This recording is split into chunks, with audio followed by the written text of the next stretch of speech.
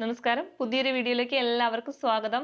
അല്ലേ, ഇന്ന് നമ്മുടെ ഡേ 5 സെക്കൻഡ് ക്ലാസ് ആണ്. അപ്പോൾ ഈ ഒരു ക്ലാസ്സോട് കൂടിയിട്ട് നമ്മുടെ ഈ ഒരാഴ്ചത്തെ ക്ലാസ്സുകൾ തീരും. ശനി ഞായറും അല്ലേ, നാളെ മറ്റന്നാൾ നിങ്ങൾക്ക് പഠിക്കാനുള്ള സമയമാണ്. കൃത്യമായിട്ട് ഇതുവരെ എടുത്ത കാര്യങ്ങൾ, അതായത് തിങ്കൾ മുതൽ ഈ വെള്ളിയാഴ്ച വരെ എടുത്ത കാര്യങ്ങൾ കൃത്യമായിട്ട് പഠിച്ചോളാം. സൺഡേ 8 മണിക്ക് നിങ്ങൾക്ക് എക്സാം ഉണ്ടാവും. അതിനുവേണ്ടി എന്ത് ചെയ്യുക, നന്നായിട്ട് പഠിക്കട്ടോ. ഓക്കെ, അപ്പം ഇന്ന് നമ്മൾ നോക്കാൻ പോകുന്നത് കേരള ജോഗ്രഫിയുമായി ബന്ധപ്പെട്ടിട്ടുള്ള ബാക്കി കാര്യങ്ങളാണ്. ഓക്കെ, അപ്പം നമുക്ക് ക്ലാസ്സിലോട്ട് കിടക്കാം. അല്ലേ, ഫസ്റ്റ് തന്നെ നമ്മൾ എന്താ പഠിക്കാൻ പോകുന്നത്, നദികളുമായി ബന്ധപ്പെട്ട കാര്യങ്ങളാണ്. അല്ലേ, നമ്മുടെ ഏത് PSC പരീക്ഷയിലല്ലേ നദികൾ ഒഴിച്ചുകൂടാനാവാത്തൊരു കാര്യമാണ്. അല്ലേ, അപ്പം എന്താ, നദികളുമായി ബന്ധപ്പെട്ടിട്ട് PSC ചോദിച്ചിട്ടുള്ള എല്ലാ കാര്യങ്ങളും എന്ത് ചെയ്തിട്ടുണ്ട്, ഉൾപ്പെടുത്തിയിട്ടുണ്ട്. ഓക്കെ, അപ്പൊ നമുക്ക് നോക്കാം. അല്ലേ, നമ്മൾ പറഞ്ഞു അല്ലേ, നദികൾ എന്ന് പറഞ്ഞിട്ട് നമ്മൾ കേരളത്തിലെ എത്ര നദികളുണ്ട് അല്ലേ, 44 നദികളുണ്ട്. അല്ലേ, 44-ൽ 41 നദികൾ പടിഞ്ഞാറോട്ടും അതുപോലെ ബാക്കി 3 നദികൾ കിഴക്കോട്ടും ഒഴുകുന്നു എന്നൊക്കെ നമ്മുടെ പ്രീവിയസ് ഇയർ ക്വസ്റ്റ്യൻസിൽ നമ്മൾ ചെയ്യുമ്പോൾ പറഞ്ഞിട്ടുണ്ടായിരുന്നു. അല്ലേ, ആ 3 നദികളിലെ കിഴക്കോട്ട് ഒഴുകുന്ന 3 നദികളൊക്കെ നമ്മൾ പഠിച്ചിട്ടുണ്ടായിരുന്നു. അല്ലേ, കബനി, ഭവാനി, പാമ്പാർ എന്നൊക്കെ പഠിച്ചിട്ടുണ്ട്. അല്ലേ, അങ്ങനെയാണെങ്കിൽ നിങ്ങളോടൊരു ചോദ്യമാണ്. അല്ലേ, എങ്ങനെയാണ് നമ്മൾ ഈ ഒരു നദികളെ അതൊരു നദിയായിട്ട് കണക്കാക്കുന്നത്? അല്ലേ, നമുക്കറിയാം നമ്മുടെ ചുറ്റും ഒരുപാട് ജലപ്രവാഹങ്ങളൊക്കെ ഒഴുകുന്നുണ്ട്. എന്നാൽ ഇവയൊക്കെ നമ്മൾ നദികളായിട്ട് പരിഗണിക്കോ? ഇല്ലല്ലേ, നമുക്കറിയാം. അല്ലേ, എത്രയാ, 15 കിലോമീറ്ററിൽ കൂടുതൽ നീളമുള്ള ജലപ്രവാഹത്തെയാണ് എന്തായിട്ട് പരിഗണിക്കുന്നത്, നദികളായിട്ട് പരിഗണിക്കുന്നത്. ഓക്കെ, ക്ലിയർ അല്ലേ? എത്ര കിലോമീറ്ററിലാണ്? 15 കിലോമീറ്റർ. അല്ലേ, 15 കിലോമീറ്ററിലും കൂടുതൽ നീളമുള്ള ജലപ്രവാഹത്തെയാണ് എന്തായിട്ട് പരിഗണിക്കുക, നദികളായിട്ട് പരിഗണിക്കുക. അപ്പൊ അല്ലേ, നമ്മൾ പറഞ്ഞ കേരളത്തിലുള്ള ഈ 44 നദികൾക്കും എന്തുണ്ട് അല്ലേ, ഈ 15 കിലോമീറ്ററിലും കൂടുതൽ നീളമുണ്ട്. ഓർത്ത് വെച്ചേക്കുക. അപ്പൊ എത്രയാണ് നമ്മുടെ ഈ 44 നദികളും എന്താണ്, 15 കിലോമീറ്ററിലും കൂടുതൽ നീളമുള്ള നദികളാണ് അല്ലെങ്കിൽ ജലപ്രവാഹങ്ങളാണ്. ഇങ്ങനെ ഈ 15 കിലോമീറ്ററിലും കൂടുതലുള്ള ജലപ്രവാഹങ്ങളെയാണ് എന്തായിട്ട് പരിഗണിക്കുന്നത്, നദികളായിട്ട് പരിഗണിക്കുന്നത്. ക്ലിയർ അല്ലേ? അപ്പൊ ഇനി നമുക്ക് പ്രധാന നദികൾ ഏതൊക്കെയാണെന്ന് നോക്കാം. നമ്മളല്ലേ ഫസ്റ്റ് തന്നെ നമ്മുടെ പെരിയാർ. അല്ലേ, പെരിയാറിനെ കുറിച്ചിട്ട് നമ്മൾ എന്ത് ചെയ്തിട്ടുണ്ട്, കുറച്ചൊക്കെ പറഞ്ഞിട്ടുണ്ട്. എങ്കിലും നമുക്ക് എന്ത് ചെയ്യാം, ഒന്നും കൂടി ജസ്റ്റ് നോക്കാം.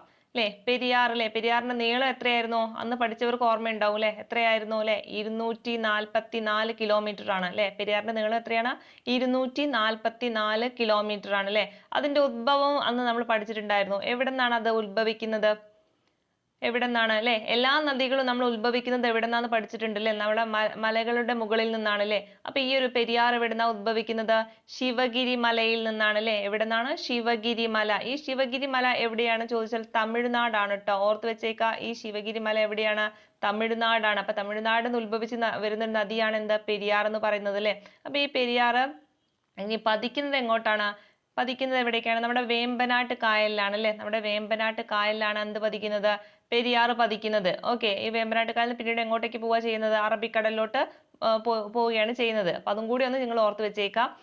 ക്ലിയർ അല്ലേ? അപ്പൊ ഫസ്റ്റത്തെ നദിയിലെ ഏറ്റവും നീളം കൂടിയ നദിയും കൂടിയാണ് എന്ത്, പെരിയാർ എന്ന് പറയുന്നത്. എത്രയാണ് അതിന്റെ കിലോമീറ്റർ, 244 കിലോമീറ്റർ. പഠിച്ചു വെച്ചേക്കട്ടെ, ചോദിക്കാറുണ്ട്.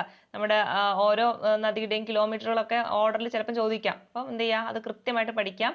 അപ്പൊ പെരിയാർ 244 കിലോമീറ്റർ ആണ്. എവിടെ നിന്നാണ് ഉത്ഭവിക്കുന്നത്, ശിവഗിരി മലയിൽ നിന്നാണ്. ക്ലിയർ അല്ലേ? പതിക്കുന്നത് എങ്ങോട്ടാണ്, വേമ്പനാട്ട് കായലില്. ഇനി രണ്ടാം സ്ഥാനത്ത് നിൽക്കുന്ന നദിയാണ് ആര്, ഭാരതപ്പുഴ എന്ന് പറയുന്നത്. അല്ലെ, നമ്മുടെ നിള എന്നൊക്കെ അറിയപ്പെടുന്ന ഭാരതപ്പുഴയാണ് എന്താ, രണ്ടാം സ്ഥാനത്ത് നിൽക്കുന്നത്. എത്ര കിലോമീറ്റർ ആണ്, 206. അല്ലെ, നമ്മുടെ തൊട്ട് പിന്നിൽ തന്നെയാണ്. അല്ലെ, 200 തന്നെയാണ്. എത്രയാണ്, 206 കിലോമീറ്റർ ആണ് ആർക്കുള്ളത്, നമ്മുടെ ഭാരതപ്പുഴയ്ക്കുള്ളത്. എത്രയാണ്, 206 കിലോമീറ്റർ. എവിടെ നിന്നാണ് ഭാരതപ്പുഴ ഉത്ഭവിക്കുന്നത് ചോദിച്ചാൽ ആനമലയിൽ നിന്നാണ് കേട്ടോ. എവിടെ നിന്നാണ്, ആനമലയിൽ നിന്നാണ് ആര് ഉത്ഭവിക്കുന്നത്, ഭാരതപ്പുഴ ഉത്ഭവിക്കുന്നത്. അത് പതിക്കുന്നത് എങ്ങോട്ടാണ്, അറബിക്കടലിലോട്ടാണ്. നേരിട്ടിട്ട് എങ്ങോട്ടാ പോണത്, അറബിക്കടലിലോട്ടാണ് പോകുന്നത്. അല്ലെ, ഭാരതപ്പുഴ എങ്ങോട്ടാ പോകുന്നത്, പതിക്കുന്നത് അറബിക്കടലിലാണ്. അപ്പൊ ഭാരതപ്പുഴ ഉദ്ഭവിക്കുന്നത് ആനമലയിൽ നിന്നാണ്, അതുപോലെ പതിക്കുന്നത് അറബിക്കടലിലാണ്. എത്രയാണ് അതിന്റെ നീളം, 206 കിലോമീറ്റർ. ക്ലിയർ അല്ലേ? അടുത്തത് അല്ലെ, മൂന്നാം സ്ഥാനത്ത് നിൽക്കുന്ന നദി ഏതാണ്, നമ്മുടെ പമ്പയാണ്. അല്ലെ, പമ്പ അല്ലെ, എത്രയുണ്ട്, 176 കിലോമീറ്റർ ആണ്. അല്ലെ, നമ്മുടെ 176 കിലോമീറ്റർ ആണ് ആർക്കുള്ളത്, പമ്പയ്ക്കുള്ളത്. ഇനി അതിന്റെ പമ്പയുടെ ഉദ്ഭവം എവിടെയാണെന്ന് ചോദിച്ചാൽ എവിടെയാണ്, പുളിച്ചി മലയാണ്. അല്ലെ, നമുക്ക് പാ വെച്ചൊക്കെ കണക്ട് ചെയ്യാം. അല്ലെ, എവിടെന്നാണ് ഉത്ഭവിക്കുന്നത്, പുളിച്ചി മലയിൽ നിന്നാണ് പമ്പ ഉദ്ഭവിക്കുന്നത്. അതിന്റെ പതനം എവിടെയാണ് ചോദിച്ചാൽ എവിടെയാണ്, നമ്മുടെ വേമ്പനാട്ട് കായലിലോട്ടേക്കാണ് പോകുന്നത്. അല്ലെ, അപ്പൊ നമ്മുടെ പമ്പ എങ്ങോട്ടാണ് പോകുന്നത്, വേമ്പനാട്ട് കായലിലോട്ടാണ്. ഓർത്ത് വെച്ചേക്കുക. അപ്പൊ പമ്പയുടെ നീളം എന്ന് പറയുന്നത് 176 കിലോമീറ്റർ ആണ്. അത് ഉദ്ഭവിക്കുന്നത് എവിടെ നിന്നാണ്, പുളിച്ചി മലയിൽ നിന്നാണ്. പതിക്കുന്നതോ വേമ്പനാട്ട് കായലിലാണ്. ക്ലിയർ അല്ലേ? അടുത്ത ആളാണ് നമ്മുടെ 4ാം സ്ഥാനത്ത് നിൽക്കുന്ന ആളാണ് ആര്? ചാലിയാർ എന്ന് പറയുന്നത്. ഓക്കെ, അപ്പൊ നമ്മുടെ 4ാം സ്ഥാനത്ത് ആരാണ്? ചാലിയാറാണ്. ചാലിയാറിന്റെ നീളം ഒന്ന് ഓർത്ത് വെച്ചേക്കുക. എത്രയാണ്? 169. നമ്മൾ കുറഞ്ഞു വരികയാണല്ലേ. ആദ്യം 244 നിന്ന് തുടങ്ങി, പിന്നീട് 206 176 പിന്നെ 169 ആര് നിൽക്കുന്നുണ്ട്? ചാലിയാർ നിൽക്കുന്നുണ്ട്. എവിടെ നിന്നാണ് ഉത്ഭവിക്കുന്നത്? ഇളമ്പലേരി കുന്നുകളിൽ നിന്നാണ്. ആര് ഉത്ഭവിക്കുന്നത്? ചാലിയാർ പുഴ ഉത്ഭവിക്കുന്നത്. എവിടെ നിന്നാണ്? ഇളമ്പലേരി കുന്നുകളിൽ നിന്നാണ്. പതിക്കുന്നത് എങ്ങോട്ടാണ്? അറബിക്കടലിലോട്ടാണ് പതിക്കുന്നത്. ഓക്കെ, ചാലിയാർ എവിടേക്കാണ് പതിക്കുന്നത്? അറബിക്കടലിലോട്ടാണ് പതിക്കുന്നത്. ക്ലിയർ അല്ലേ? അപ്പൊ ഈ 4 പ്രധാന നദികൾ നിങ്ങൾ എന്ത് ചെയ്യുക? പഠിച്ചു വെച്ചേക്കണം. അതിന്റെ കിലോമീറ്ററും അതുപോലെ അത് ഉത്ഭവിക്കുന്നതും പതിക്കുന്നത് ഒരുവിധമൊക്കെ എന്താണ് അല്ലേ, നമ്മുടെ വേമ്പനാട്ട് കായലിൽ നിന്ന് അങ്ങോട്ട് അറബിക്കടലിലോട്ടാണ് പോകുന്നത്. അത് പഠിക്കാൻ വലിയ പാടില്ല. എന്നാൽ ഉത്ഭവിക്കുന്നത് കൃത്യമായിട്ട് പഠിക്കുക. പെരിയാറാണെങ്കിൽ എവിടെ നിന്നാണ്? ശിവഗിരി മല, നമ്മുടെ തമിഴ്നാട്ടിലുള്ള ശിവഗിരി മലയിൽ നിന്നാണ് പെരിയാർ ഉത്ഭവിക്കുന്നത്. ഭാരതപ്പുഴയാണെങ്കിൽ ആനമലയിൽ നിന്നാണ്. അതുപോലെ പമ്പ ഉത്ഭവിക്കുന്നത് പുളിച്ചിമല അല്ലെ, അത് പറയുമ്പോൾ എളുപ്പമാണല്ലേ, പമ്പ പുളിച്ചിമല. എന്നാൽ ചാലിയാർ എവിടെ നിന്നാണ്? ഇളമ്പലേരി കുന്നുകളിൽ നിന്നാണ്. കിട്ടിയില്ലേ? ഓക്കെ, പിന്നെ ഈ അടുത്തായിട്ടൊരു ക്വസ്റ്റ്യൻ കണ്ടിട്ടുണ്ടായിരുന്നു. നമ്മുടെ അല്ലെ ചാലക്കുടി പുഴ അല്ലെ 5ാം സ്ഥാനത്ത് നിൽക്കുന്ന പുഴയെ പറ്റി ചോദിച്ചിട്ടുണ്ടായിരുന്നു. ചാലക്കുടി പുഴയാണ് 5ാം സ്ഥാനത്ത് നിൽക്കുന്നത് കേട്ടോ. അപ്പൊ ചാലക്കുടി പുഴ 5ാം സ്ഥാനത്താണ് നിൽക്കുന്നതെന്ന് ഓർത്ത് വെച്ചേക്കുക. എത്രയാണ്? 145 കിലോമീറ്റർ ആണ്. ക്ലിയർ അല്ലേ? അപ്പൊ നമ്മൾ ഈ ഒരു ഓർഡർ പഠിക്കാൻ വേണ്ടിയിട്ട് നമുക്കൊരു കോഡ് വെക്കാം അല്ലെ. പെരിയാറിന്റെ പിയും അതുപോലെ ഭാരതപ്പുഴയുടെ ബിയും അതുപോലെ പമ്പയുടെ പിയും പിന്നെ ചാലിയാറിന്റെ സിയും വെച്ചിട്ട് PBPC എന്നൊരു കോഡ് നിങ്ങൾക്ക് ഓർത്ത് വെക്കാം അല്ലെ. നദികള് ഇത് പരസ്പരം മാറരുത്. നമുക്കറിയാലേ പെരിയാറാണ് ഏറ്റവും വലുത് എന്ന് അറിയാം. അതുകൊണ്ട് നമ്മൾ പിയുടെ ആദ്യത്തെ പി എന്താണ്? പെരിയാറായിട്ട് ഓർത്ത് വെച്ചേക്കണം. അടുത്തത് 2ാം സ്ഥാനത്ത് ഭാരതപ്പുഴയാണ്. പിന്നെ 3ാം സ്ഥാനത്ത് പമ്പയാണ്. 4ാം സ്ഥാനത്ത് ആരാണ്? ചാലക്കുടി അല്ലെ. ചാലക്കുടിയിൽ സി ആയിട്ട് കണക്ട് ചെയ്യാം. സോറി, ചാലക്കുടി അല്ല, ചാലിയാർ ഇട്ടാ, അത് മാറിപ്പോകരുത്. 5ാം സ്ഥാനമാണ് ചാലക്കുടി എന്നും കൂടി സെപ്പറേറ്റ് ഓർത്ത് വെച്ചേക്കട്ടാ. അപ്പൊ 4ാം സ്ഥാനത്ത് ആരാണ്? ചാലിയാർ ആണ് കേട്ടോ. ചാലിയാർ അല്ലെ. ചാലിയാർ എന്ന് പറയുമ്പോൾ എന്താണ്? ചാലിയാർ അല്ലെ, അതാണ് 4ാം സ്ഥാനത്ത് വരുന്നത്. ക്ലിയർ അല്ലേ? അപ്പൊ ഒരു PBPC എന്നൊരു കോഡ് എന്ത് ചെയ്യുക? നിങ്ങൾ ഓർത്ത് വെച്ചേക്കട്ടോ. നദികളുടെ ഒരു ഓർഡർ പഠിക്കാൻ വേണ്ടിയിട്ടാണ് PBPC. പെരിയാറ്, ഭാരതപ്പുഴ, പമ്പ, ചാലിയാർ. കിട്ടിയില്ലേ? അടുത്ത ഭാഗത്തിലോട്ട് പോകാം. ഈ നദികളുമായി ബന്ധപ്പെട്ടിട്ട് നമ്മൾ പഠിക്കാനുള്ള ഒന്നാണ് അല്ലെ പോഷക നദികൾ എന്ന് പറയുന്നത് അല്ലെ. നമ്മൾ പോഷക നദികൾ, ഒരു നദിയുടെ പോഷക നദിയൊക്കെ എല്ലാവരും പഠിച്ചിട്ടുണ്ടാവും അല്ലെ. ഏതായിരുന്നു? പെരിയാറിന്റെ അല്ലെ. നമ്മൾ പെരിയാറിന്റെ പോഷക നദികൾ ഏതൊക്കെയാന്ന് പഠിച്ചിട്ടുണ്ടായിരുന്നു. ഏതൊക്കെയായിരുന്നു പെരിയാറിന്റെ പോഷക നദി? നമ്മൾ അതിന് കോഡൊക്കെ വെച്ചിട്ട് പഠിച്ചിട്ടുണ്ടായിരുന്നു. ഏതാണ് പെരിയാറിന്റെ പോഷക നദികൾ? ഏതാ? നമ്മുടെ കട്ടപ്പനയിലെ മുല്ലാക്കന്റെ കഥയൊക്കെ നമ്മൾ പറഞ്ഞിട്ടുണ്ട് അല്ലെ. അപ്പൊ അത് ഓർമ്മയുള്ള ആൾക്കാർക്കൊക്കെ പെട്ടെന്ന് കിട്ടും അല്ലെ. ഏതാണ്? കട്ടപ്പനയാറ്, മുല്ലയാറ്, അതുപോലെ മുതിരംപുഴയാറ്. ഈ ക്ലാസ് കാണാത്തവരുണ്ടെങ്കിൽ അത് കണ്ടിട്ട് വരണം കേട്ടോ. അപ്പൊ ഏതൊക്കെയാണ് പെരിയാറിൻ്റെത്? കട്ടപ്പനയാറ്, അതുപോലെ മുല്ലയാറ്, മുതിരപ്പുഴയാറ്, ചെറുതോണിയാറ്, പെരിഞ്ചാൻകുട്ടിയാറ്, പിന്നെന്താണ്? പെരുതുറയാറ്, അതുപോലെ ഇടമലയാറ് അല്ലെ. നമ്മൾ പറഞ്ഞിട്ടുണ്ടല്ലേ കട്ടപ്പനയിലെ മുല്ലാക്കയുടെ മുതിരയ്ക്ക് എന്താണ്? ചെറുതേനാണ് പെരുത്തിഷ്ടം എന്നൊക്കെ പറഞ്ഞിട്ടൊരു കോഡ് ഉണ്ടായിരുന്നു. ഓർമ്മയുള്ളവർക്ക് എന്താണ്? ഈ കോഡ് പെട്ടെന്ന് കിട്ടിയിട്ടുണ്ടാവും അല്ലെ. അപ്പൊ പെരിയാറിന്റെ പോഷക നദി അങ്ങനെ പഠിച്ചു വെച്ചേക്കട്ടോ. അപ്പൊ ഏതൊക്കെയാണ് പെരിയാറിന്റെ പോഷക നദി? ചോദിക്കാറുണ്ട് ഏതിലെ ഉൾപ്പെടാത്തത് ഏതാന്നൊക്കെ. അപ്പൊ ചിലപ്പോൾ നമുക്കത് കൺഫ്യൂസിങ് ആവാം. അതുകൊണ്ടാണ് ഇങ്ങനത്തെ കോഡ് വെച്ചിട്ട് പഠിക്കാൻ പറയുന്നത്. ക്ലിയർ അല്ലേ? അപ്പൊ ഏതൊക്കെയാണ്? കട്ടപ്പനയാറ്, മുല്ലയാറ്, മുതിരപ്പുഴയാറ്, ചെറുതോണിയാറ്, പെരിഞ്ചാൻകുട്ടിയാറ്, പെരുതുറയാറ്, ലാസ്റ്റ് വൺ ഇടമലയാറ്. ഓക്കെ, ഇനി നമുക്ക് ആരെ പഠിക്കാം? ഭാരതപ്പുഴ അല്ലെ. ഭാരതപ്പുഴയുടെ പോഷക നദികൾ ഏതെല്ലാം എന്ന് നോക്കാം. ഓക്കെ, ഏതൊക്കെയാണ്? കണ്ണാടിപ്പുഴ, തൂതപ്പുഴ, ഗായത്രിപ്പുഴ, കൽപ്പാത്തിപ്പുഴ. ഏതൊക്കെയുണ്ട്? കണ്ണാടിപ്പുഴയുണ്ട്, അതുപോലെ തൂതപ്പുഴയുണ്ട്, ഗായത്രിപ്പുഴയുണ്ട്, അതുപോലെ കൽപ്പാത്തിപ്പുഴ. ഇതിനു വേണ്ടിയിട്ട് നമ്മൾ പണ്ട് മുതലേ പഠിച്ചു വരുന്ന ഒരു കോഡാണ്, പറഞ്ഞുതരാം അല്ലെ. കണ്ണാടിയിൽ നോക്കിയിട്ട് അല്ലെ തൂക്കുക എന്ന് വെച്ച് കഴിഞ്ഞാൽ അടിച്ചു വരാന്നുള്ള അർത്ഥമാണ് കേട്ടോ. തൂതുവായിരുന്ന ഗായത്രി എന്ത് ചെയ്തു? കാൽ തെറ്റിയിട്ട് എങ്ങോട്ടേക്ക് വീണു? നമ്മുടെ പുഴയിലോട്ട് വീണു എന്ന് ഓർത്ത് വെക്കുക. ഇവിടെ പുഴ എന്ന് പറയുമ്പോൾ എന്താക്കി എടുക്കണം നമ്മൾ? ഭാരതപ്പുഴ എന്ന് മനസ്സിലുണ്ടാവണം കേട്ടോ. അപ്പൊ പുഴ എന്ന് പറയുമ്പോൾ എന്താണ്? ഭാരതപ്പുഴ എന്ന് മനസ്സിലുണ്ടാവണം. അപ്പൊ എന്താണ് കോഡ് അല്ലെ? കണ്ണാടി നോക്കിയിട്ടാണ് അവൾ എന്ത് ചെയ്യുന്നത്? തൂക്കുന്നത്. തൂക്കുക മീൻസ് എന്താണ്? അടിച്ചു വരാന്നുള്ള അർത്ഥമാണ് കേട്ടോ. അപ്പൊ കണ്ണാടി നോക്കിയിട്ട് തൂക്കുമ്പോൾ എന്താണ് ചെയ്തത്? ഗായത്രി എന്ത് ചെയ്തു? കാൽ തെറ്റിയിട്ടില്ലേ, കൽപ്പാത്തിപ്പുഴ എന്താക്കി എടുക്കുക നമ്മള്? കാൽ തെന്നിയിട്ട് എങ്ങോട്ടേക്ക് വീണു? നമ്മുടെ ഭാരതപ്പുഴ അല്ലെ, ഈ പുഴയിലോട്ട് വീണു. അപ്പൊ ഏതൊക്കെ കിട്ടൂലേ? കണ്ണാടിയിലെ കണ്ണാടിപ്പുഴ, തൂക്കുക എന്നുള്ള അർത്ഥത്തിൽ തൂതപ്പുഴ. പിന്നെന്താണ്? ഗായത്രിയാണ് തൂകുന്നത്, അപ്പൊ അവള് ഗായത്രി പുഴ. പിന്നെന്താണ്? കാൽ തെന്നി എന്നുള്ളതിൽ നിന്ന് കൽപ്പാത്തിപ്പുഴ. ഓക്കെ, പിന്നെ എങ്ങോട്ടാണ് വീണത്? നമ്മുടെ ഭാരതപ്പുഴയിലോട്ടാണ്. അപ്പം അങ്ങനെ കണക്ട് ചെയ്തിട്ട് പഠിക്കുക കേട്ടോ. ഇത് പല ആൾക്കാർക്കും അറിയുന്നതായിരിക്കും, എന്നാലും അറിയാത്തവർക്ക് വേണ്ടിയിട്ടാണ് ഇങ്ങനെയൊക്കെ കോഡ് വെച്ച് പറഞ്ഞു തരുന്നത് കേട്ടോ. ഇത് പണ്ട് മുതലേ ഇങ്ങനെ എന്താണ് ഈ ഒരു കോഡ് ഇങ്ങനെ പഠിച്ചു വരുന്നതാണ് പൊതുവെ എല്ലാവരും. അപ്പം അങ്ങനെ നിങ്ങൾക്ക് പഠിക്കാൻ പറ്റുകയാണെങ്കിൽ അങ്ങനെ പഠിക്കാം. ക്ലിയർ അല്ലേ? അടുത്തതിലോട്ട് പോവാം. അടുത്ത പോഷക നദിയിലെ എന്തിന്റെയാണ്? പമ്പയുടേതാണ് കേട്ടോ. അപ്പൊ പമ്പയുടെ പോഷക നദി ഏതൊക്കെയാ നോക്കാം. ഏതൊക്കെയാണ് പമ്പയുടേത്? അച്ചൻ കോവിലാറ് അല്ലെ, അച്ചൻ കോവിലാറ്, കക്കിയാറ്, അതുപോലെ കല്ലാറ്, അഴുതയാറ്, മണിയാറ്. ഓക്കെ, ഏതൊക്കെയാണ്? അച്ചൻ കോവിലാറ്, കക്കിയാറ്, കല്ലാറ്, അഴുതയാറ്, മണിയാറ് അല്ലെ. എന്തെങ്കിലും കോഡ് നമുക്ക് വേണോ? കോഡ് വേണ്ടവർക്ക് വേണ്ടി ഒരു കോഡ് പറഞ്ഞുതരാം. എന്ത് ചെയ്യാ? നിങ്ങളുടെ അച്ഛൻ അല്ലേ, നിങ്ങളുടെ അച്ഛൻ എന്താണ്? നിങ്ങളുടെ അച്ഛൻ ഒരു പോലീസുകാരനാണെന്ന് വിചാരിക്കുക. ഓക്കെ, അപ്പൊ എന്താണ് അച്ഛനല്ലേ, നിങ്ങളുടെ അച്ഛൻ എന്താണ്? ഒരു പോലീസുകാരനാണെന്ന് വിചാരിക്കുക അല്ലെ. പോലീസുകാരനാണെങ്കിൽ എന്ത് ചെയ്യും? നമ്മൾ കാക്കിയൊക്കെ അണിയൂല്ലേ. അപ്പൊ എന്താ? കാക്കിയൊക്കെ അണിയും. അദ്ദേഹത്തിനല്ലേ എന്താണ് ശബരിമല സീസണൊക്കെ ആയപ്പോൾ എവിടെയാണ് ഡ്യൂട്ടി കിട്ടിയത്? പമ്പയിലാണ് ഡ്യൂട്ടി കിട്ടിയത് കേട്ടോ. എവിടെയാണ് കിട്ടിയത്? പമ്പയില്. അപ്പൊ നിങ്ങളുടെ അച്ഛനല്ലേ, അച്ഛന് എന്താണ്? പോലീസിലാണെന്ന് വിചാരിക്കുക. അദ്ദേഹം അല്ലെ കാക്കിയൊക്കെയാണ് അണിയാറ് അല്ലെ. പോലീസുകാരനാണെങ്കിൽ എന്താണ്? കാക്കിയൊക്കെ ഉണ്ടാവും അല്ലെ. അദ്ദേഹത്തിനല്ലേ നമ്മുടെ ശബരിമല സീസൺ ആയതുകൊണ്ട് പമ്പയിലാണ് ഡ്യൂട്ടി കിട്ടിയത് വിചാരിക്കുക അല്ലെ. അദ്ദേഹം എന്തേ കല്ലുകളൊക്കെ താണ്ടിയിട്ടാണ് പമ്പയിലോട്ട് പോയത്. പിന്നിട്ടില്ലേ എന്ത് ചെയ്യാനാണ്? അവിടെ വെച്ചിട്ട് തൊഴാനും പറ്റില്ലേ? ആരെ? മണികണ്ഠനെ തൊഴാനും പറ്റില്ലേ? മണികണ്ഠൻ എന്ന് പറഞ്ഞാൽ നമ്മുടെ ആരാണ് അല്ലെ? അയ്യപ്പനെ വേറെ മണികണ്ഠൻ എന്ന് വിളിക്കില്ലേ. അതുകൊണ്ട് എന്ത് ചെയ്യുക? നമുക്ക് അങ്ങനെ കണക്ട് ചെയ്ത് വെക്കുക. മണിയാറിനെ എന്താണ്? മണികണ്ഠനായിട്ട് കണക്ട് ചെയ്ത് വെക്കുക. അതുപോലെ അഴുതയാറിനെ എന്താക്കാം അല്ലെ? തൊഴുക. അഴുത എന്നുള്ള വാക്കിൽ നിന്നല്ലേ തൊഴുക എന്നുള്ളൊരു മീനിങ് കിട്ടില്ലേ. അപ്പൊ എന്ത് ചെയ്യുക? തൊഴാൻ വേണ്ടിയിട്ട് ആർക്ക് പറ്റി? നമ്മുടെ അച്ഛന് പറ്റിയില്ലേ, അവിടെ ഡ്യൂട്ടിക്ക് പോയതുകൊണ്ട്. അപ്പൊ അങ്ങനെ കണക്ട് ചെയ്ത് വെക്കില്ലേ. പമ്പയുടെ പോഷക നദികൾ കിട്ടിയില്ലേ? ഏതൊക്കെയാണ്? അച്ചൻ കോവിലാറ് അല്ലെ, അച്ചൻ കോവിലാറ്, കക്കിയാറ്, കല്ലാറ്, അഴുതയാറ്, മണിയാറ്. ക്ലിയർ അല്ലേ? എന്താ പറഞ്ഞത് അല്ലെ? നിങ്ങളുടെ അച്ഛന് എന്താണ്? പോലീസിലാണെന്ന് വിചാരിക്കുക അല്ലെ. അദ്ദേഹം കാക്കിയൊക്കെ അണിഞ്ഞിട്ട് അല്ലെ നമ്മുടെ ശബരിമല സീസൺ ആയപ്പോൾ അവിടെ പമ്പയിൽ ഡ്യൂട്ടി കിട്ടി അല്ലെ. അദ്ദേഹം എന്താണ്? കല്ലൊക്കെ താണ്ടിയിട്ടില്ലേ. കല്ല് എന്താ പറയുന്നത്? കല്ലാറിനെയാണ് പറയുന്നത് കേട്ടോ. കല്ലൊക്കെ താണ്ടിയിട്ട് എവിടെ പോയി? നമ്മുടെ ശബരിമലയിൽ പോയില്ലേ. അവിടെ വെച്ചിട്ട് എന്ത് ചെയ്യാൻ പറ്റിയില്ലേ? മണികണ്ഠനെ തൊഴാനും പറ്റി. അതും കൂടി ഒന്ന് കണക്ട് ചെയ്ത് വെക്കുക. അപ്പൊ നമ്മുടെ പമ്പയുടെ പോഷക നദികൾ മൊത്തം കിട്ടും കേട്ടോ. അപ്പൊ നിങ്ങൾ എന്ത് ചെയ്യുക? അങ്ങനെ പഠിക്കാൻ താല്പര്യമുള്ളവർക്ക് അങ്ങനെ പഠിക്കാം. എന്താവും? നമുക്ക് എക്സാം ടൈമിൽ നമുക്ക് ആ പേപ്പർ അല്ലെ ഓപ്ഷൻസ് കാണുമ്പോൾ പെട്ടെന്ന് നമുക്ക് എന്ത് ചെയ്യും? ക്ലിക്ക് ആവും. നമുക്ക് അടുത്തതിലോട്ട് പോകാം. അടുത്തത് ചാലിയാറാണ് കേട്ടോ. അടുത്തത് ഏതാണ്? ചാലിയാറ്. ചാലിയാറിന്റെ പോഷക നദികൾ ഏതൊക്കെയാ? ചാലിയാറിന്റെ പ്രധാന 3 പോഷക നദികൾ പഠിച്ചു വെച്ചാൽ മതി. ഏതൊക്കെയാണ്? ഇരുവഞ്ഞിപ്പുഴ, അതുപോലെ ചെറുപുഴ, കരിമ്പുഴ. ഏതൊക്കെയാണ്? ഇരുവഞ്ഞിപ്പുഴ, ചെറുപുഴ, കരിമ്പുഴ അല്ലെ. നമുക്ക് ഇരുവഞ്ഞിപ്പുഴയെ പറ്റിയിട്ട് നമ്മൾ കേട്ടിട്ടുണ്ടാവും അല്ലെ. നമ്മുടെ എന്ന് നിന്റെ മൊയ്തീൻ എന്ന പടത്തിലൊക്കെ ഇരുവഞ്ഞിപ്പുഴയെ പറ്റി പറയുന്നുണ്ട് അല്ലെ. ആ പടം ഏത് സ്ഥലത്തെ ബേസ് ചെയ്തിട്ടുള്ളതാണ് അല്ലെ? നമ്മുടെ മുക്കം എന്ന് പറഞ്ഞ സ്ഥലത്തെ ബേസ് ചെയ്തിട്ടുള്ള പടമാണ് അല്ലെ. അപ്പൊ മുക്കം എന്ന് പറയുന്ന സ്ഥലം എവിടെയാ? നമ്മുടെ കോഴിക്കോട് ഭാഗമാണ് അല്ലെ. അപ്പൊ എന്ത് ചെയ്യാം?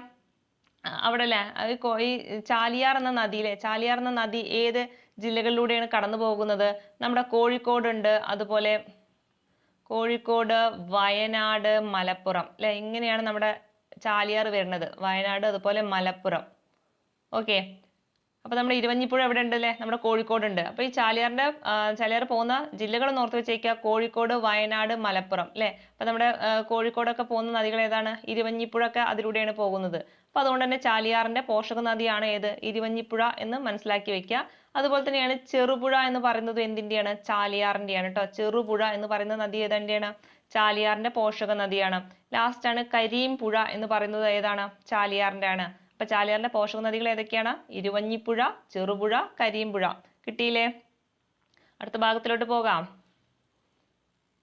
അടുത്ത ഭാഗം അല്ലെ, നമ്മൾ നദികളുമായി ബന്ധപ്പെട്ടിട്ട് ഏറ്റവും വലിയ നദി, ചെറിയ നദി ഏതൊക്കെയാന്നൊക്കെ പഠിച്ചു വെച്ചേക്കാം. വലുത് നമ്മൾ പഠിച്ചു അല്ലെ. ഏതാണ്? പെരിയാറാണ് അല്ലെ. അങ്ങനെയാണെങ്കിൽ ചെറിയ നദി ഏതാണ്?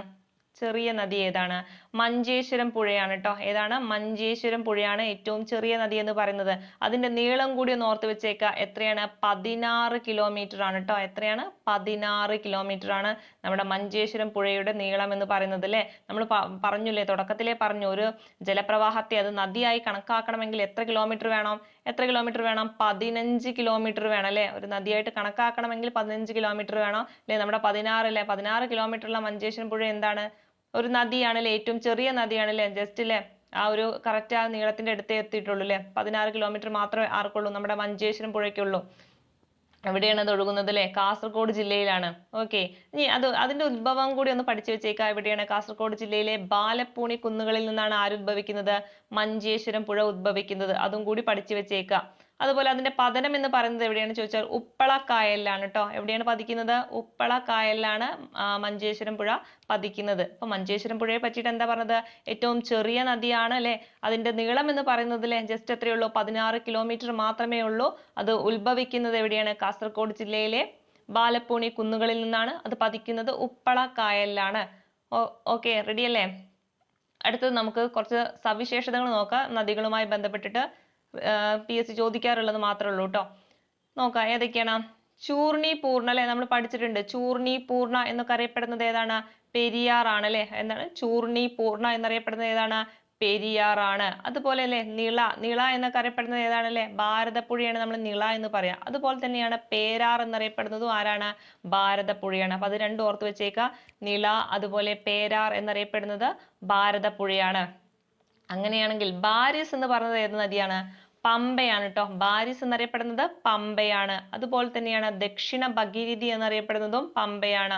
ക്ലിയർ അല്ലേ? അപ്പൊ ദക്ഷിണ ഭഗീരഥി എന്നറിയപ്പെടുന്നത് ഏതാണ്? പമ്പയാണ്. ബാരിസ് എന്ന് പറയുന്നതും പമ്പയാണ്. അപ്പൊ ബാരിസും ദക്ഷിണ ഭഗീരഥി ഏതാണ്? പമ്പ, മറന്നു പോകരുത്.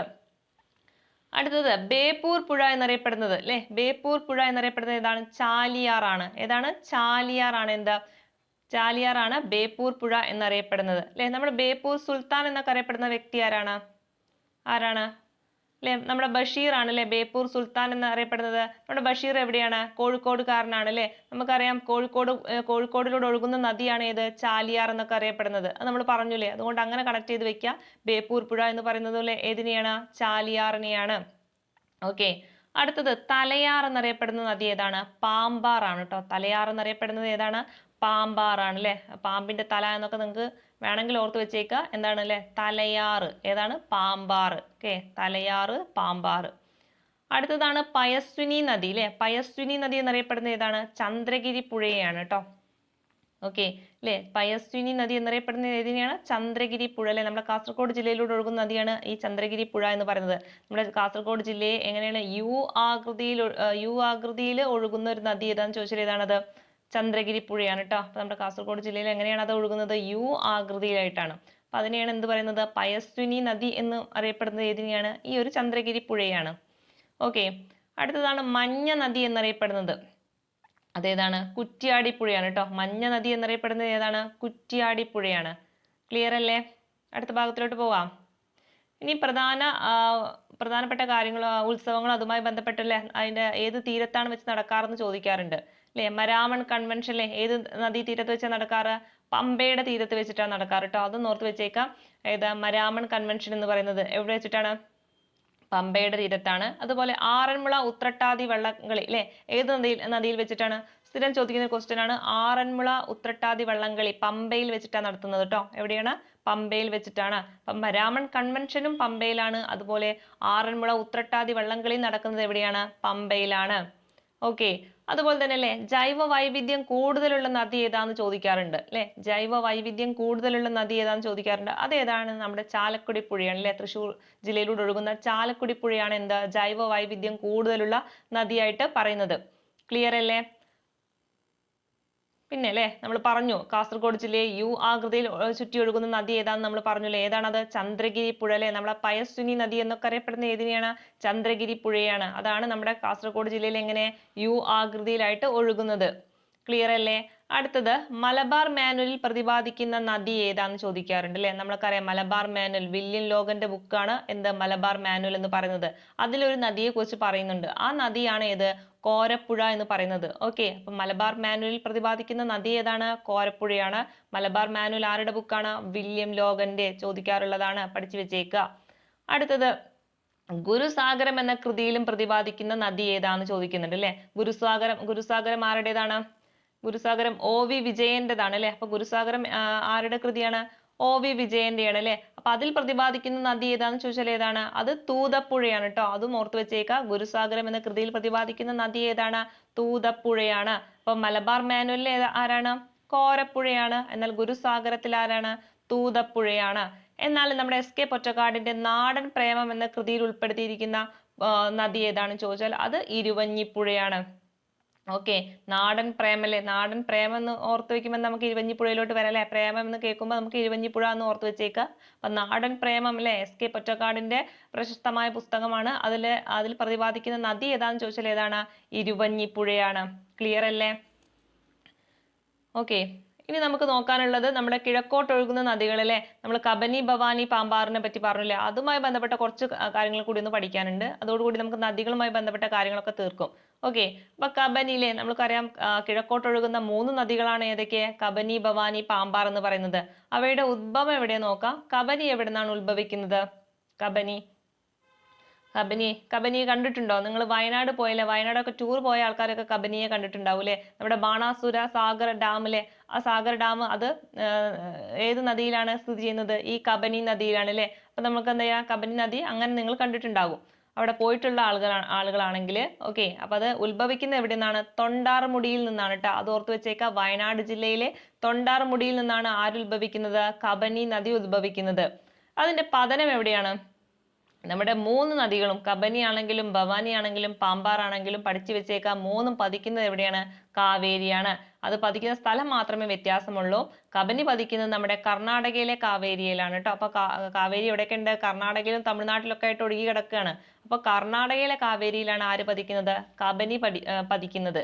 ഓക്കെ, അപ്പൊ ഉത്ഭവിക്കുന്നത് എവിടെയാണ്? നമ്മുടെ വയനാട് ജില്ലയിലെ തൊണ്ടാർമുടിയിൽ നിന്നാണ് ഉത്ഭവിക്കുന്നത്. ഇനി അടുത്തത് ഭവാനി ആണെങ്കിലോ, ഭവാനിയിലെ നീലഗിരി നമ്മുടെ പാലക്കാട് ജില്ലയിലാണല്ലേ. നീലഗിരിയിൽ നിന്നാണ് എന്ത് ഉത്ഭവിക്കുന്നത്? ഭവാനി ഉത്ഭവിക്കുന്നത്. അത് പോകുന്നത് എങ്ങോട്ടാണ്? നമ്മുടെ തമിഴ്നാട്ടിലോട്ടാണ്. പാലക്കാടുമായി ബന്ധപ്പെട്ടിട്ടുള്ള തമിഴ്നാടാണ് കിടക്കുന്നത്. അതുകൊണ്ട് തമിഴ്നാട്ടിലാണ് പോയി പതിക്കുന്നത്. എവിടെയല്ലേ? തമിഴ്നാട്ടിലെ കാവേരിയിലാണ് പതിക്കുന്നത്. അടുത്തത് പാമ്പാറാണ്. പാമ്പാർ എവിടെ നിന്നാണ് ഉത്ഭവിക്കുന്നത്? ബെൻമൂറിൽ നിന്നാണ് അല്ലെ. ഇടുക്കിയിലാണ് ബെൻമൂർ. അവിടെ നിന്നാണ് എന്ത് ഉത്ഭവിക്കുന്നത്? പാമ്പാർ ഉത്ഭവിക്കുന്നത്.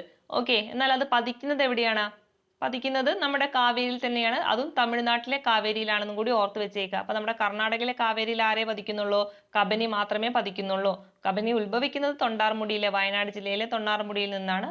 ഭവാനി എവിടുന്ന? നീലഗിരിയും പാമ്പാർ ബെൻമൂറിൽ നിന്നുമാണ്. അതും ഒന്ന് ഓർത്ത് വെച്ചേക്കുക. അടുത്തത് പിന്നെ നമ്മൾ പറഞ്ഞില്ലേ, ബാണാസുര സാഗർ ഡാം ഏത് നദിയാണ്? കബനി നദിയാണ് നമ്മൾ പറഞ്ഞു അല്ലേ. അപ്പൊ അതൊന്ന് ഓർത്ത് വയ്ക്കുക. അതുപോലെ തന്നെ ഭവാനിയുടെ പോഷക നദി ഈ അടുത്തായിട്ട് ചോദിച്ചിട്ടുണ്ട്. ഏതാണ്? ഭവാനിയുടെ പോഷക നദികളെ പറ്റിയിട്ട്. ഏതൊക്കെയാ? ശിരുവാണിയും അതുപോലെ വരയാറും ആരുടെ പോഷക നദിയാണ്? നമ്മുടെ ഭവാനിയുടെ പോഷക നദിയാണ് കേട്ടോ. അതും കൂടി ഓർത്ത് വെച്ചേക്കുക. ഏതൊക്കെയാണ്? ശിരുവാണി അതുപോലെ വരയാറ് ആരുടെയാണ്? ഭവാനിയുടെ പോഷക നദിയാണ്. അടുത്തതാണ് ചിന്നാർ വന്യജീവി സങ്കേതത്തിലൂടെ ഒഴുകുന്ന നദി. ഏതാണ് നദി? പാമ്പാറാണ് കേട്ടോ. അപ്പൊ ചിന്നാർ അല്ലെ, ചിന്നാറിലൂടെ പോകുന്നത് പാമ്പാറാണ് അല്ലെ. ചിന്നാറിലൂടെ എന്താ പോകുന്നത്? പാമ്പാറാണ്. അതായത് ചിന്നാർ വന്യജീവി സങ്കേതത്തിലൂടെ ഒഴുകുന്ന നദി ഏതാണ് ചോദിച്ചാൽ ഏതാണ്? പാമ്പാറാണ്. അതുപോലെ തൂവാലം വെള്ളച്ചാട്ടം സ്ഥിതി ചെയ്യുന്നതും ഏതിലാണ്? പാമ്പാറിലാണ്. അതും കൂടി ഓർത്ത് വെച്ചേക്കുക. അപ്പം 2 കാര്യങ്ങളാണ് പാമ്പാറിനെ പറ്റി പറഞ്ഞത് അല്ലെ. ചിന്നാർ വന്യജീവി സങ്കേതത്തിലൂടെ ഒഴുകുന്ന നദിയും അതുപോലെ തൂവാലം വെള്ളച്ചാട്ടം സ്ഥിതി ചെയ്യുന്ന നദിയും ഏതാണ്? പാമ്പാറാണ്. ക്ലിയർ അല്ലേ? അല്ലെ, പാമ്പാറിന് എന്താ നമ്മൾ പേരിലെ പറയുന്നത്? തലയാർ എന്ന് അറിയപ്പെടുന്നത് ഏതാണ്? ഈ പാമ്പാറാണ്. ഇത്രയും ഭാഗങ്ങൾ ക്ലിയർ അല്ലേ? നമുക്ക് അടുത്ത ഭാഗത്തിലോട്ട് പോകാം അല്ലെ. ഇനി അടുത്ത് നമ്മൾ കായലുകളെ കുറിച്ചിട്ടാണ് പറയുന്നത് കേട്ടോ. ഓക്കെ, അപ്പൊ നദികൾ നമ്മൾ പറഞ്ഞില്ലേ, 44 നദികൾ ഉണ്ടെന്ന് പറഞ്ഞില്ലേ. അങ്ങനെയാണെങ്കിൽ കായലുകളുടെ എണ്ണം എത്രയാണ്? കായല് 34 കായലുകളാണ് കേട്ടോ. നമുക്ക് പഠിക്കാൻ എളുപ്പമാണ് അല്ലെ. 44 നദികൾ ഉണ്ടെങ്കിൽ നമുക്ക് അല്ലെ 34 കായലുകളാണ് ഉള്ളത് അല്ലെ. പഠിക്കാൻ നല്ല സുഖമാണ്. 44 നദികളാണെങ്കിൽ 34 കായലുകളാണ് നമുക്കുള്ളത്. ഈ 34 കായലുകളിൽ 7 എണ്ണം ഉൾനാടൻ കായലുകളാണ്. എന്താണ് ഉൾനാടൻ കായലുകൾ എന്ന് പറഞ്ഞാല്? ഇവ എന്താണ്?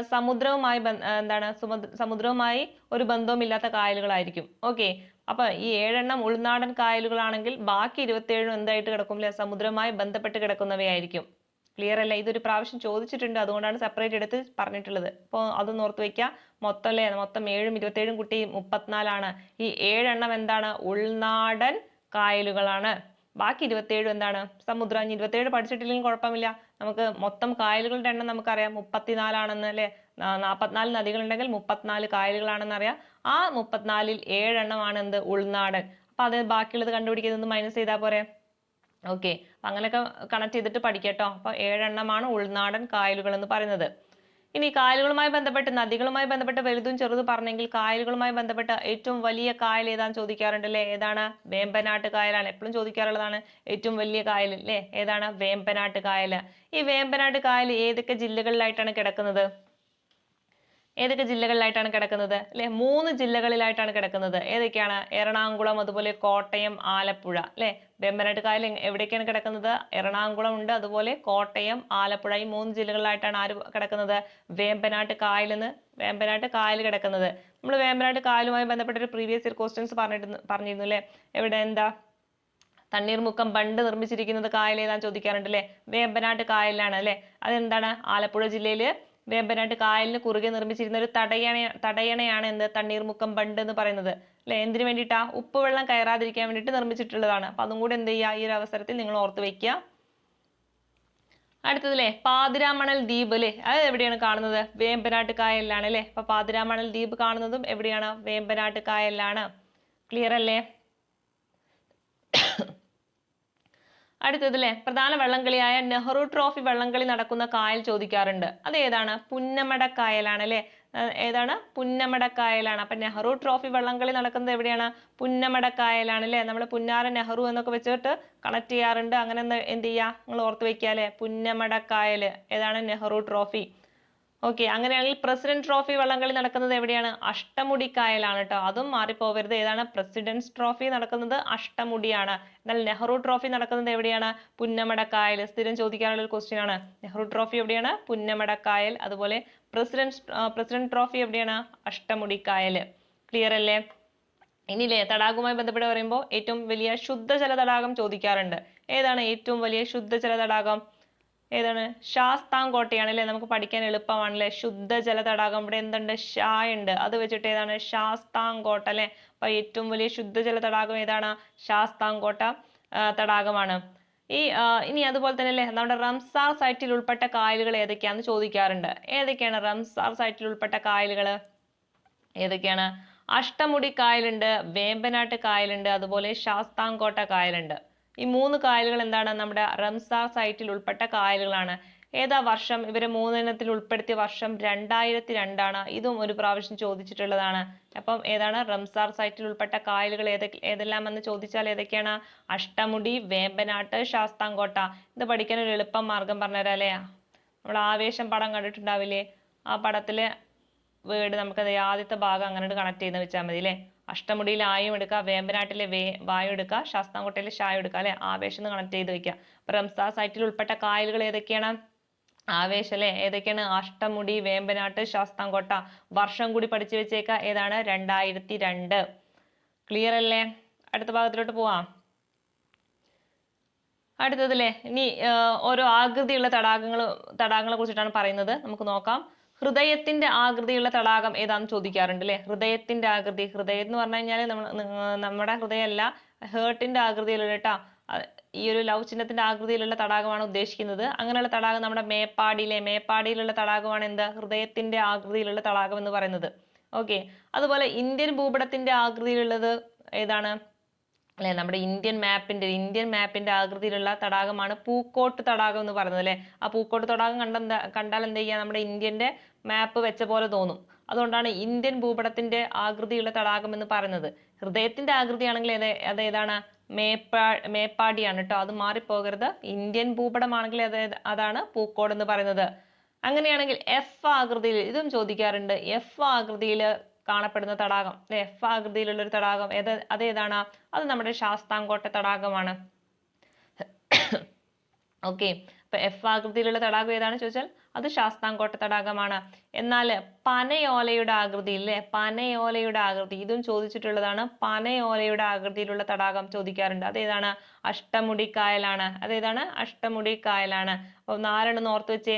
ഹൃദയത്തിന്റെ ആകൃതിയാണെങ്കിൽ അതേതാണ്? മേപ്പാടിയാണ് അല്ലെ? ഹൃദയത്തിന്റെ ആകൃതി മേപ്പാടിയാണ്. അതുപോലെ ഇന്ത്യൻ ഭൂപടമാണെങ്കിൽ എന്താണ്? അത് പൂക്കോട്ട് തടാകമാണ്. ഏതാണ്? പൂക്കോട്ട് തടാകം. എന്നാൽ എഫ് ആകൃതിയിലുള്ളത് ശാസ്താംകോട്ടയും പനയോലയുടെ ആകൃതിയിലുള്ളത് ഏതാണ്? അഷ്ടമുടിക്കായലുമാണ്. ക്ലിയർ അല്ലേ? ഇത്രയും കാര്യങ്ങൾ ക്ലിയർ അല്ലേ? നമുക്ക് അടുത്ത ഭാഗത്തോട്ട് പോകാം. അടുത്തതല്ലേ ജോഗ്രഫിയുമായി ബന്ധപ്പെട്ട വനവുമായി ബന്ധപ്പെട്ട കുറച്ച് കാര്യങ്ങളാണ്. ഓക്കെ, ക്ലിയർ അല്ലേ? ഇത്രയും ഭാഗങ്ങൾ ക്ലിയർ അല്ലേ? മനസ്സിലാവാത്തവരുണ്ടെങ്കിൽ റിപ്പീറ്റ് ചെയ്ത് കാണും കേട്ടോ. നമുക്ക് ടൈം കുറവായതുകൊണ്ടാണ് റിപ്പീറ്റ് ചെയ്ത് വീണ്ടും റിവൈസ് ചെയ്ത് എടുക്കാത്തത്. എന്ത് ചെയ്യാം, നിങ്ങൾ റിപ്പീറ്റ് ചെയ്തിട്ട് കണ്ട് പഠിക്കട്ടോ. ഇനി അല്ലേ വനവുമായി ബന്ധപ്പെട്ട് എന്തൊക്കെ കാര്യങ്ങൾ നോക്കാം അല്ലേ? നമുക്കറിയാം കേരളത്തിന്റെ മൊത്തം ഭൂപ്രകൃതിയിലെ 29% എന്താണ്? വനമാണ് അല്ലേ? അപ്പൊ കേരളത്തിന്റെ ഭൂപ്രകൃതി എടുത്തു കഴിഞ്ഞാൽ അതിൽ 29% എന്ത് കാണുന്നുണ്ട്? വനം കാണുന്നുണ്ട്. ക്ലിയർ അല്ലേ? അങ്ങനെയാണെങ്കിൽ ആദ്യത്തെ റിസർവ് വനം ഏതാണ്? നമ്മുടെ കേരളത്തിലെ ആദ്യത്തെ റിസർവ് വനം എന്നറിയപ്പെടുന്ന ഏതാണ്? കോന്നിയാണ് കേട്ടോ. കോന്നിയാണ് നമ്മുടെ കേരളത്തിലെ ആദ്യത്തെ റിസർവ് വനം എന്ന് പറയുന്നത്. എന്നാൽ ഏറ്റവും വലിയ ഫോറസ്റ്റ് ഡിവിഷൻ ഏതാന്ന് ചോദിച്ചാൽ അത് ഏതാണ്? റാന്നിയാണ്. ഏതാണ്? റാന്നിയാണ് ഏത് ഏറ്റവും വലിയ ഫോറസ്റ്റ് ഡിവിഷൻ എന്ന് പറയുന്നത്. അപ്പൊ കോന്നി രണ്ടും മാറിപ്പോവരുത്, മാറരുത്. പരസ്പരം എന്താണ്, നമുക്ക് പേര് കാണുമ്പോൾ അങ്ങോട്ടും ഇങ്ങോട്ടും മാറാനുള്ള സാധ്യത കൂടുതലാണ്. അപ്പോൾ പഠിച്ചു വെച്ചേക്കുക, ആദ്യത്തെ റിസർവ് വനമാണ് ഇത് കോന്നി എന്ന് പറയുന്നത്. എന്നാൽ വലുത് ഏതാണ്? റാന്നിയാണ് അല്ലെ? വലുത് റാന്നി അല്ലെ? നമ്മൾ നീട്ടി പറയാ. ഏറ്റവും വലിയ ഫോറസ്റ്റ് ഡിവിഷൻ ഏതാണ്? റാന്നിയാണ്. അടുത്തത് നമുക്ക് കണ്ടൽ കാടുകളെ കുറിച്ച് പഠിച്ചിട്ടുണ്ട് അല്ലെ? അപ്പൊ കണ്ടൽ കാടുകൾ ഏറ്റവും കൂടുതലുള്ള ജില്ല ഏതാന്ന് ചോദിക്കാറുണ്ട്. അതേതാണ്? കണ്ണൂരാണ് കേട്ടോ. അപ്പൊ കണ്ടൽ കാടുകൾ ഏറ്റവും കൂടുതലുള്ള ജില്ല ഏതാണ്? കണ്ണൂരാണ്. ഓക്കെ. അടുത്തൊരു പോയിന്റ് ആണ്, ഏഷ്യയിലെ ആദ്യത്തെ ബട്ടർഫ്ലൈ സഫാരി പാർക്ക് ഏതാണ്? തെന്മലയാണ് കേട്ടോ. ഇതൊക്കെ പ്രീവിയസ് ഇയർ ക്വസ്റ്റ്യൻസ് ആണ് കേട്ടോ. നമ്മുടെ ജോഗ്രഫിയുമായി ബന്ധപ്പെട്ടിട്ടുള്ള എപ്പോഴും റിപ്പീറ്റ് ചെയ്ത് ചോദിക്കാറുള്ളതാണ്. അപ്പൊ അതും കൂടെ എന്ത് ചെയ്യുക, നിങ്ങൾ പഠിച്ചു വെച്ചേക്കുക ഇതിന്റെ കൂടെ. ഓക്കെ. അപ്പൊ എന്താണ് പറഞ്ഞത്? ഏഷ്യയിലെ ആദ്യത്തെ ബട്ടർഫ്ലൈ സഫാരി പാർക്ക് എവിടെയാണ്? തെന്മലയാണ് കേട്ടോ. ഏതാണ്? തെന്മലയാണ്. അങ്ങനെയാണെങ്കിൽ ഇന്ത്യയിലെ ആദ്യത്തെ ബയോളജിക്കൽ പാർക്ക് എന്ന് പറയുന്നത് ഏതാണ്? അഗസ്ത്യാർകൂടമാണ്. ഇത് പരസ്പരം അങ്ങോട്ടും ഇങ്ങോട്ടും മാറാറുണ്ട്, അതുകൊണ്ടാണ് അടുത്തടുത്ത് തന്നെ എഴുതി വെച്ചിട്ടുള്ളത്, മാറരുത്. ഓക്കെ. അപ്പൊ ഇന്ത്യയിലെ ആദ്യത്തെ ബയോളജിക്കൽ പാർക്കാണ് എന്ത്? അഗസ്ത്യാർകൂടം എന്ന് പറയുന്നത്. എന്നാൽ ഏഷ്യയിലെ ആദ്യത്തെ ബട്ടർഫ്ലൈ സഫാരി പാർക്ക് എന്ന് പറയുന്നത് ഏതാണ്? തെന്മലയാണ്. ഓക്കെ. തെന്മലയാണ് എന്ത്? ഏഷ്യയിലെ ആദ്യത്തെ ബട്ടർഫ്ലൈ സഫാരി പാർക്ക് എന്ന് പറയുന്നത്. ക്ലിയർ അല്ലേ? ഇനി അടുത്തത്, ലോകത്തിലെ ഏറ്റവും പഴക്കമേറിയ തേക്കിൻ തോട്ടം എവിടെയാണ്? നിലമ്പൂരാണ് കേട്ടോ. അപ്പൊ ലോകത്തിൽ തന്നെ ഏറ്റവും പഴക്കമേറിയ തേക്കിൻ തോട്ടം എവിടെയാണെന്ന് ചോദിച്ചാൽ എവിടെയാണ്? നിലമ്പൂരാണ്. എന്നാൽ ലോകത്തിലെ ഏറ്റവും വലിയ തേക്ക് മരമായ കന്നിമരം എവിടെയാണെന്ന് ചോദിച്ചാൽ എവിടെയാണ്? അത് പറമ്പിക്കുളം വന്യജീവി സങ്കേതത്തിലാണ്. ഇത് തമ്മിൽ പരസ്പരം എപ്പോഴും മാറിപ്പോവാനുള്ള ചാൻസ് ഉണ്ട് അല്ലേ? ഏതാണ് ഏറ്റവും വലിയ തേക്ക് മരം കാണുമ്പോൾ നമ്മളെപ്പോഴും നിലമ്പൂരിലേക്ക് പോകാനുള്ള ചാൻസ് ഉണ്ട് അല്ലേ? പക്ഷെ എന്താണ്, നിലമ്പൂരിലുള്ളത് എന്താണ്? ഏറ്റവും പഴക്കമേറിയതാണ് എന്തുള്ളത്? പഴക്കമേറിയ തേക്കിൻ തോട്ടമാണ് നിലമ്പൂരുള്ളത്. എന്നാൽ ഏറ്റവും വലുതിയ തേക്ക് മരം കാണുന്നത് എവിടെയാന്ന് ചോദിച്ചാൽ പറമ്പിക്കുളം വന്യജീവി സങ്കേതത്തിലാണ്. ഇത് എന്ത് ചെയ്യരുത്? പരസ്പരം മാറരുത്. അതുകൊണ്ടാണ് ഇവിടെ അടുത്തടുത്ത് തന്നെ എഴുതിയിട്ടുള്ളത്. നിങ്ങൾ എന്ത് ചെയ്യുക? മാറാതിരിക്കാൻ ശ്രദ്ധിക്കുക. ഓക്കെ. ഇനി വന്യജീവി സങ്കേതവുമായി ബന്ധപ്പെട്ട് നമ്മൾ പ്രീവിയസ് ഇയർ ക്വസ്റ്റ്യൻസ് കുറച്ച് കാര്യങ്ങൾ പറഞ്ഞിട്ടുണ്ടായിരുന്നു. അതിലെ ഏറ്റവും വലിയ വന്യജീവി സങ്കേതം നമ്മൾ പെരിയാർ എന്ന് പഠിച്ചിട്ടുണ്ടായിരുന്നു. എന്നാൽ ചെറുത് ഏതാണെന്നും കൂടി ഓർത്ത് വെച്ചേക്കുക. അതേതാണ്? മംഗളവനമാണ് അല്ലെ? അപ്പൊ ഏറ്റവും വലിയ വന്യജീവി സങ്കേതം ഏതാണ്? പെരിയാർ ആണ്. എന്നാൽ ഏറ്റവും ചെറുത് ഏതാണ്? മംഗളവനമാണ്. ഓക്കെ. ക്ലിയർ അല്ലേ? അപ്പൊ ഏറ്റവും ചെറുത് മംഗളവനം വന്യജീവി സങ്കേതമാണെന്ന് ഓർത്ത് വെച്ചേക്കാം. ഇനി നമുക്ക് പക്ഷി സങ്കേതവുമായി ബന്ധപ്പെട്ട് കുറച്ച് കാര്യങ്ങളുണ്ട്. ഓക്കെ അല്ലെ? പക്ഷി സങ്കേതവുമായി ബന്ധപ്പെട്ട് വളരെ കുറച്ച് കാര്യങ്ങൾ മാത്രമേ ചോദിക്കാറുള്ളൂ അല്ലെ? നമുക്ക് ആദ്യത്തെ പക്ഷി സങ്കേതം ഏതാന്ന് നോക്കാം. ഏതാണ്? തട്ടേക്കാട് പക്ഷി സങ്കേതമാണ് അല്ലെ? നമ്മുടെ കേരളത്തിലെ ആദ്യത്തെ പക്ഷി സങ്കേതം എന്ന് പറയുന്നത്.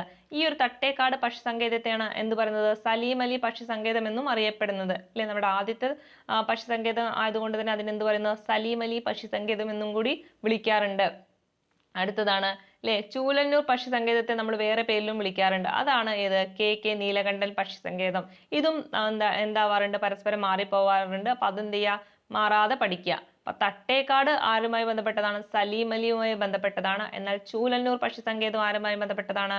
KK നീലകണ്ഠനുമായി ബന്ധപ്പെട്ടതാണ്. അപ്പൊ അത് പരസ്പരം മാറരുത്. പിന്നല്ലേ നമ്മുടെ കൊച്ചിയുടെ ശ്വാസകോശം എന്നറിയപ്പെടുന്ന പക്ഷി സങ്കേതം പറയാറുണ്ട് അല്ലെ? അതേതാണ്? മംഗളവനമാണ് കേട്ടോ. അതും കൂടി ഓർത്ത് വെച്ചേക്കുക. ഏതാണ്? കൊച്ചിയുടെ ശ്വാസകോശം എന്നറിയപ്പെടുന്നത് മംഗളവനമാണ് അല്ലെ? ഏറ്റവും ചെറിയ വന്യജീവി സങ്കേതവും ഏതാണ്? മംഗളവനമാണ്. ക്ലിയർ അല്ലേ? ഇനിയില്ലേ സലീം അലിയുമായി ബന്ധപ്പെട്ട് പറയുകയാണെങ്കിൽ അല്ലെ, ദേശീയ പക്ഷി നിരീക്ഷണ ദിനം അത് ചോദിക്കാറുണ്ട്. ഏതാണ്? നവംബർ 12 ആണ് അല്ലെ? അപ്പൊ ദേശീയ പക്ഷി നിരീക്ഷണ ദിനം ഏതാണ് ചോദിച്ചാൽ ഏതാണ്? അത് നവംബർ 12 ആണ്. ക്ലിയർ അല്ലേ?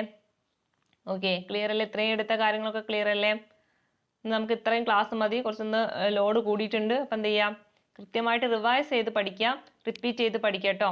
അപ്പം ഇന്നത്തെ ഈ ഒരാഴ്ചത്തെ ക്ലാസ് തീർന്നിട്ടുണ്ട്. നമുക്ക് ശനി ഞായർ നിങ്ങൾക്ക് പഠിക്കാനുള്ള സമയമാണ്. ഇത്രയും എടുത്ത കാര്യങ്ങൾ എന്ത് ചെയ്യുക, തെറ്റാതെ മറക്കാതെ പഠിക്കുക, റിപ്പീറ്റ് ചെയ്ത് പഠിക്കുക, വീണ്ടും എന്ത് ചെയ്യണം, റിവൈസ് ചെയ്ത് കൊണ്ടുപോകണം കേട്ടോ. എന്നാലേ ഇത് നമുക്ക് പരീക്ഷയ്ക്ക് ആകുമ്പോഴേക്കും വീണ്ടും നിങ്ങളുടെ തലയിൽ നിൽക്കുള്ളൂ. അപ്പം എന്ത് ചെയ്യുക, റിപ്പീറ്റ് ചെയ്ത് ഓരോ ആഴ്ചയും കൂടുമ്പോഴും റിവൈസ് ചെയ്തിട്ടൊക്കെ പഠിക്കുക. ഓക്കെ, അപ്പം ഇനി കേരള ജോഗ്രഫിയുമായി ബന്ധപ്പെട്ട് നമ്മൾ ഭൂരിഭാഗം ഭാഗവും തീർത്തിട്ടുണ്ട്. ഇനി കുറച്ച് കാര്യങ്ങൾ കൂടി ഉണ്ട്. അത് നമുക്ക് എന്ത് ചെയ്യാം, വരുന്ന ക്ലാസ്സിൽ ഏതെങ്കിലും ദിവസം തരാം. ഓക്കെ, അപ്പം ഇന്നത്തെ ക്ലാസ് ഇത്രയേ ഉള്ളൂ. എല്ലാവരും നന്നായിട്ട് പഠിക്കാം. Okay, thank you.